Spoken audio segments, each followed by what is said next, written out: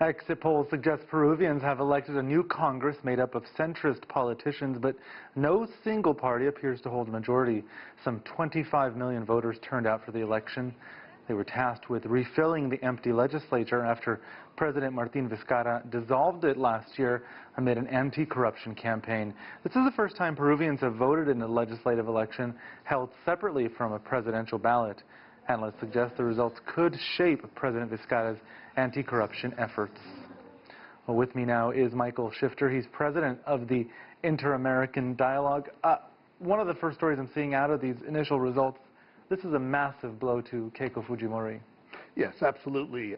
If President Vizcarra had one objective, it was to diminish, defeat Popular Force, which is the party of Keiko Fujimori, which had been such an obstacle in his efforts to try to pursue an anti-corruption agenda. That they barely got any, they'll still be represented in the new Congress, but will be much weaker than they were before. So that's good for Vizcarra. And for our viewers, she, of course, is the daughter of Alberto Fujimori, who's in jail. She herself was released from detainment, I believe, at the end of last year. What does this mean for her hopes of being the next president? In the last two races, she came in second place. There is a presidential vote in 2021. Well, I don't think she's given up on being president, but I think she's going to have a very, very hard time. It's going to be a very uphill battle for her. Clearly, her party and she has been discredited. There are serious corruption charges. And the people who were very critical of Congress when they were in the majority, the Popular Force, because they really were not interested in any corruption reform of the judicial system, electoral system, and that's what the people want. And so I think they're in a very, very weak position. I think it's highly unlikely that she'll achieve her objective of being president of Peru. Vizcarra essentially called their bluff, dissolving the Congress, the courts, deeming it legal. How was he able to do that? And do you think, based on those results, that it was the right decision for him? Well, I think it was a decision that was controversial, but it was last week the highest court in Peru reaffirmed the decision. There was some debate about it. I think there are some scholars that thought it was constitutional. Others had more doubts about it. So that's in question. But as a political move, I think it was good for him. This offers an opportunity. Now now's the big test for Vizcarra to see if he can get through and actually work with new parties, more centrist parties, if they're willing to cooperate with him and pursue his agenda. And he doesn't have a lot of time. There is an election coming up in 2021. He wasn't voted into office, and he can't run because he can only serve one term.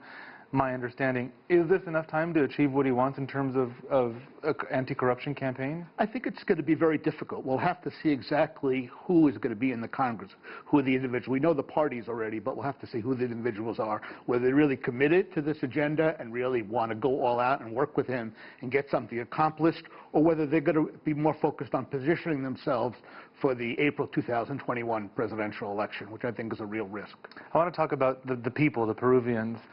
When the Congress was dissolved, there was popular support behind his move. It seemed that sort of faded away. At least going into these polls, there was some apathy. The parties were really lagging in the polls.